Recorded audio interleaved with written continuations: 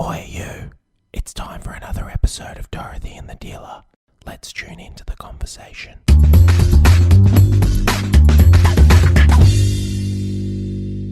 How you going, Mitchie?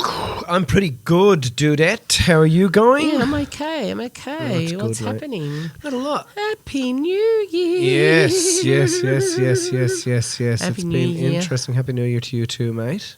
Happy New Year to you too. Any New Year songs there you want to? No. I know you've got a song up your sleeve because you always do. Yeah. Yeah. Well, I just What's it like being 50? Oh, fuck. Yeah, I don't. I mean, everybody says the same thing, but I don't feel 50. I feel like, You're only as old as the woman you feel. and she's older than me. Exactly.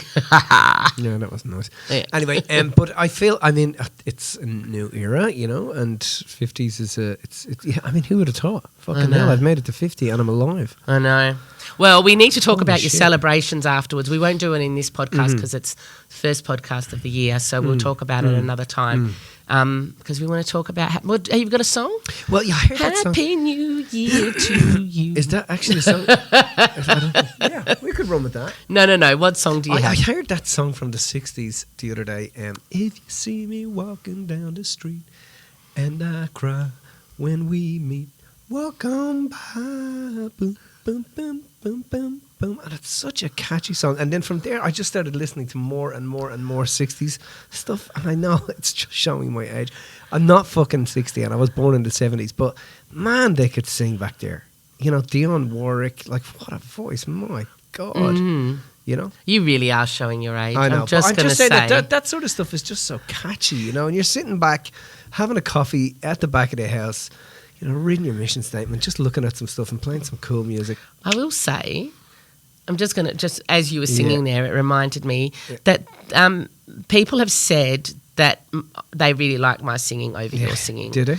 Yes. So They're I'm just obviously letting you know. deaf people. Deaf. They probably are, actually. Yeah. But it had to be said because I was told that. I was in STP. Well, you sing that line. Welcome. Well, I actually don't know the song, so that's okay. Anyway. No, have a go. No. It's very simple. No, I don't know the song. Just have a go. I'm not having a go. You're a nutter. All right, go on. All right, so let's talk baby. let's talk about New Year's because obviously this is a big time of year for New Year's resolutions and... I feel like we fucking talk about this every year, but I just wanted to point out some different stuff this year, Yeah. Just so people can get a better grasp and understanding of what the whole concept is actually and about. what actually is happening and stuff like that. And we want to give four... I suppose, guidelines to what to think about. Shall we start with them? Yeah, See go. where we go? Shoot, okay. shoot. So, one of the things that happens is that the first step to take really is to take stock of the year. I mean, our accountability planner does all of that for you. Anyway, when you're nice plug, mate. I don't mean to do it for that, but That's okay. It's important because. One of the things you have to do is you've got to recognise you can't figure out where you're going unless you can register where you are, right? It's like a GPS. There's no point in putting a destination into the map unless you're clear with where you are because the instructions to get there is going to be different based on where you are. But also, why would you feel inspired to build a future if you've never taken stock of the things you've accomplished in the past? 100%. You know what I mean? So when you take stock of the things that have accomplished in the past, so the things that you're really grateful for, but also looking at some of the challenges that have occurred and, really realising that all the challenges that occurred were there to give you what you needed in order to be able to get to where you want to get to this coming year. Yeah, so the taking stock is about really just checking in with how the year went, checking in with how you were feeling, checking in with what lessons you learned, checking in with how did you grow, and oftentimes, I know for me personally that other people might see growth in certain ways, but I can see it in a different way by the way that I process information. Do you know what I mean? Right. So there might be something that other people don't necessarily recognise, but,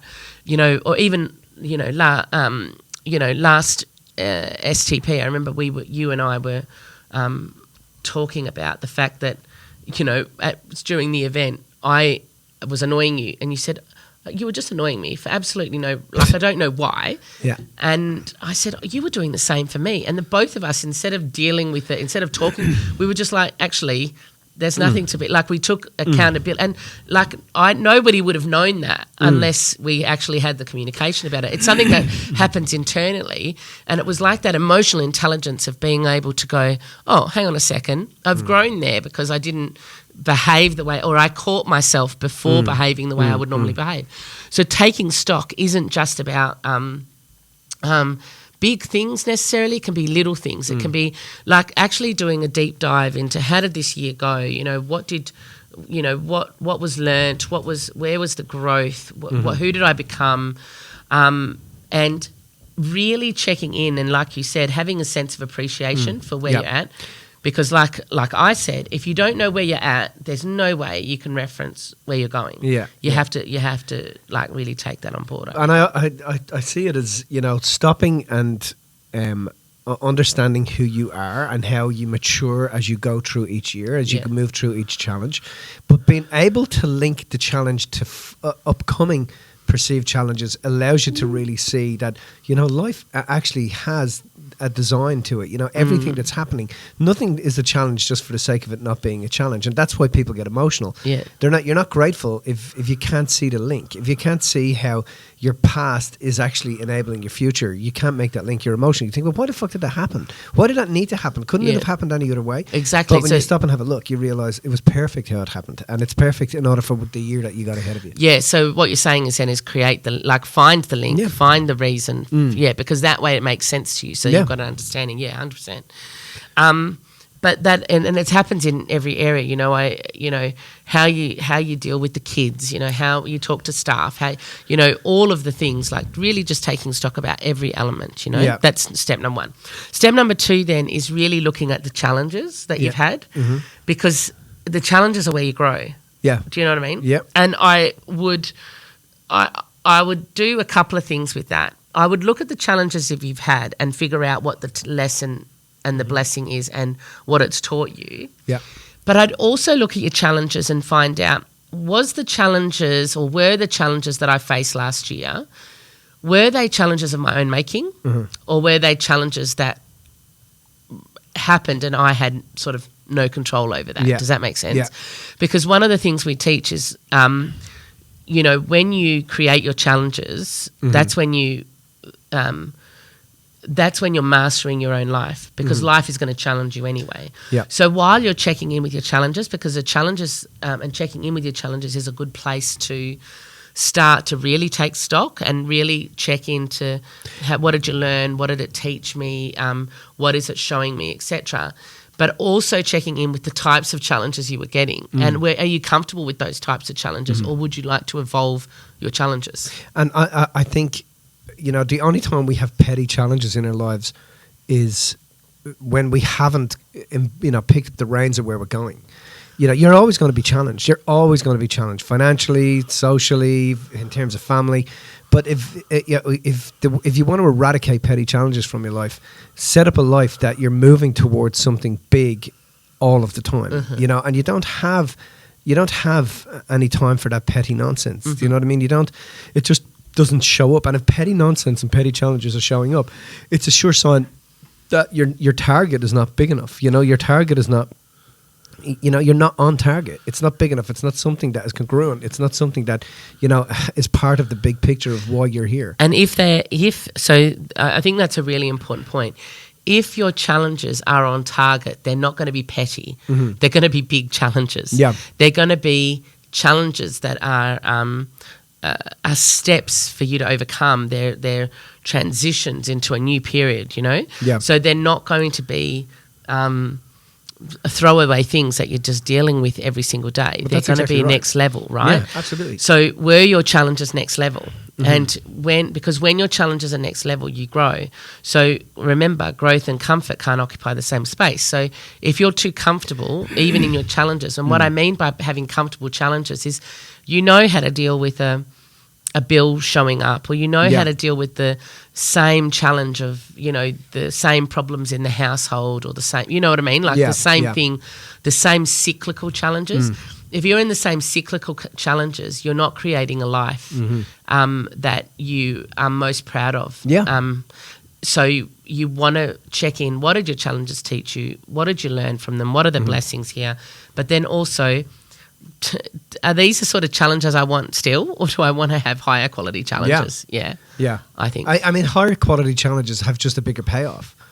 You know what I mean? Lower quality challenges have just a lesser payoff. Yeah. But it shows a level of involvement based on the size of challenge you got. Yeah. You know, the only time it's a challenge is when you don't see that what you have is around you to be able to overcome it. It's just about aligning all your stars. You know, you can overcome anything. Yeah. Okay, cool.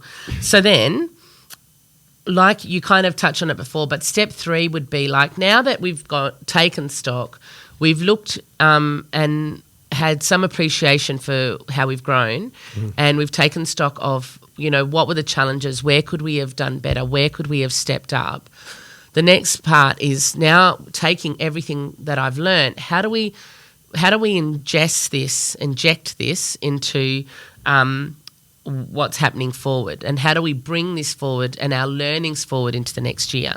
I remember when I was teaching, one of the reasons I left teaching was because I was over the same cycles. I was over having the same problems. Do you know what I mean?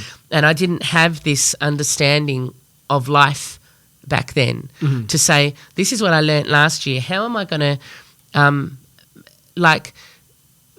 honour what I learnt last year by creating a new year that has these learnings embedded into it. Do you know what I mean? Because if I have these learnings embedded into it, then I'm going to get new learnings this year. I'm not going to learn the same thing over and over. So it's like, well, how can I take this forward, this learning forward to this new year, so that, yes, I can create my challenges and I can grow from this year. Excuse me.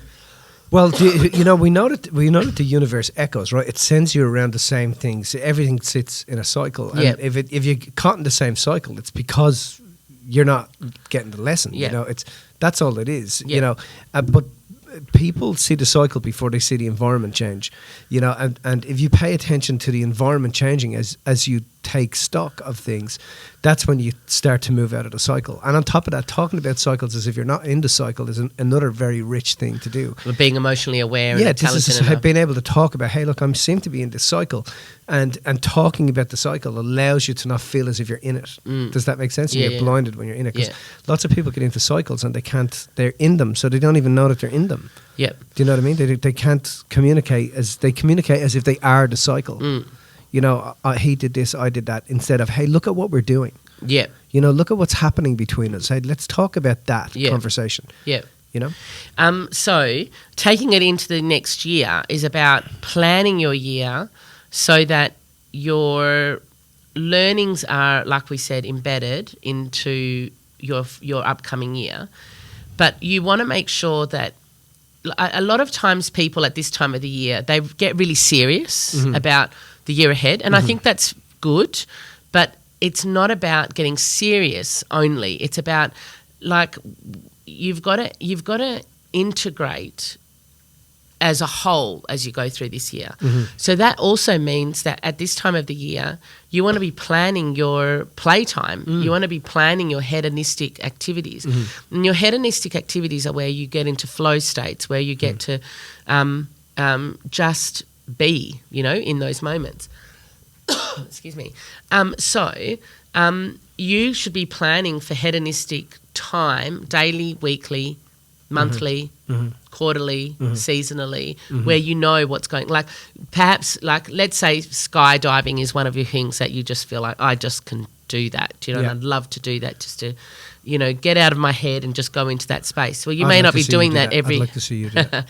You might not do it that's not something you do every week. That might be something you do either once a month or once a quarter, right?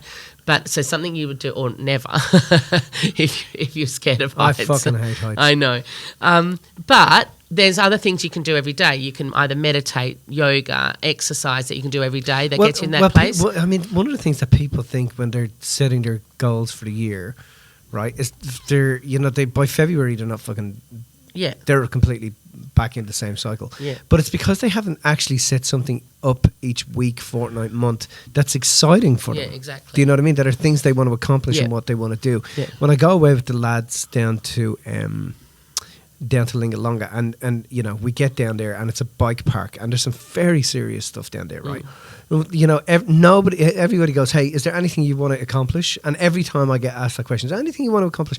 And I just answer with, you know, what I want to accomplish is I just want to have a good time. I just want to get down here. I want to hang out with you guys, you know, take the piss, drink some beer, ride some bikes, and preferably not break my collarbone. Preferably not kill myself.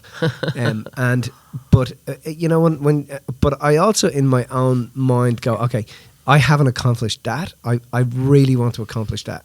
Does that make sense? And I'd rather talk about what I've accomplished to others after I've accomplished it, as opposed to beforehand and setting myself up not to accomplish it. Does that make sense? Yeah, I think so. Where I see that some of the guys put a little bit of pressure on themselves. Yep. And what I also can see happen there is that accidents can happen when you do that. You're best to just keep what it is you want to achieve to yourself. Don't share it with everybody, because you know, when you attach a positive emotion to that, you attach a simultaneous negative emotion to it internally, and you ridicule yourself because you're not getting there. Does that make sense? Yeah. So I think that setting your life up to first off, you shouldn't set a life up where you're every year, once a year, you're setting your dreams. You should be doing that monthly. So, but just let's go back, because you're jumping ahead for a second. So, in terms of no, it's okay. But in terms of the hedonistic thing, right? Yeah. Because people are so serious. So remember, hedonism is something that is, you know, it gets you out of your head state. You know, you're in flow. You're in tune with yourself. You know. So, like I said, one ways to achieve that is like, you do things like daily, like yoga or exercise or meditation, stuff like that.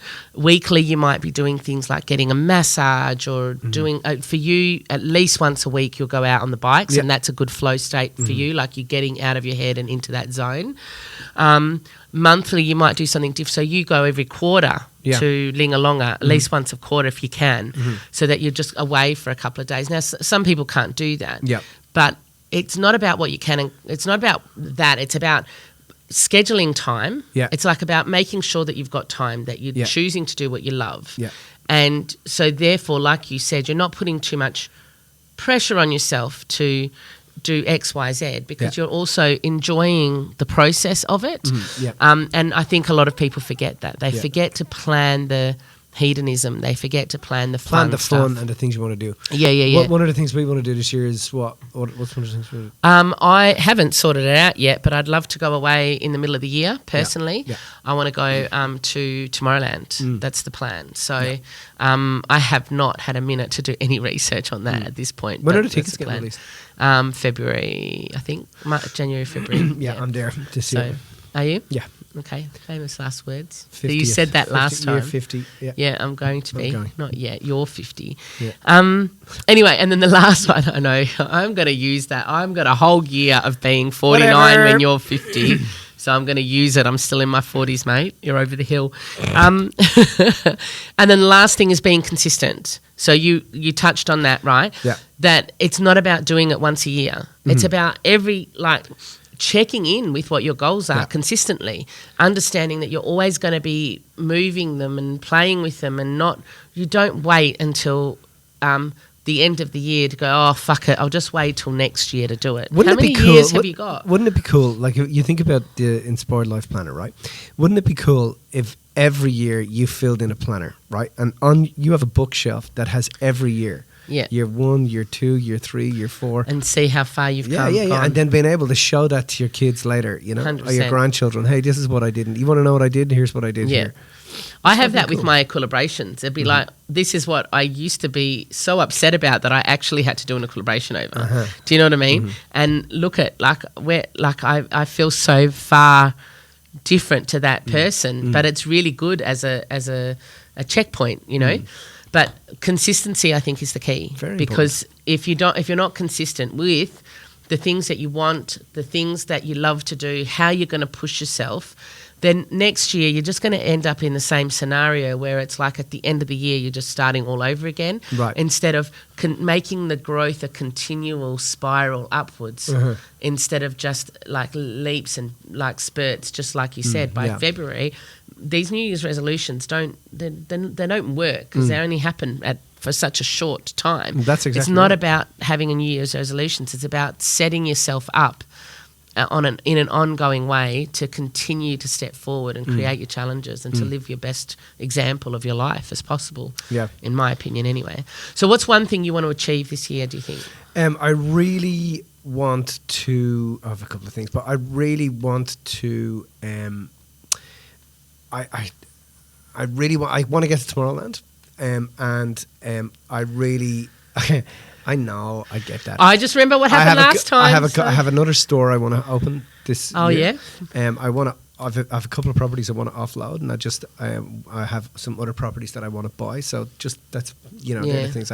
And I mean, getting more time with the kids and family. I mean, that's super important. Well, you need to get it in before they are teenagers and they don't want to have anything to do with their Lexi dad anymore. doesn't want to have anything to do with me anymore. Oh, she She's still loves 13. me. She's like, she doesn't want to have anything to do with me. Like every day, every second day, it's I hate you, Dad. You're the worst dad ever. And then at 9 o'clock, she comes in and goes, "Can I have a cuddle?" I'm like, "Yeah, of course, you little shit." Anyway, She's so cute. I She love is. her. All right, New Year's. Here we go. over and out. Even if you live the most extraordinary life, there is always more to learn. This is why tens of thousands of people are using MJB seminars techniques to hack their consciousness and bridge the gap from where they are to where they actually want to be.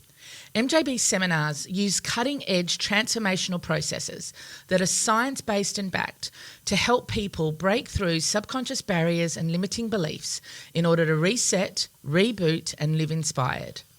If you'd like to know more today, Google search MJB Seminars Bridge the Gap, click on the first link and watch the video.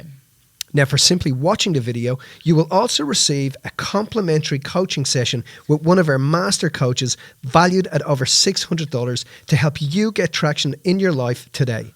Remember, live life inspired.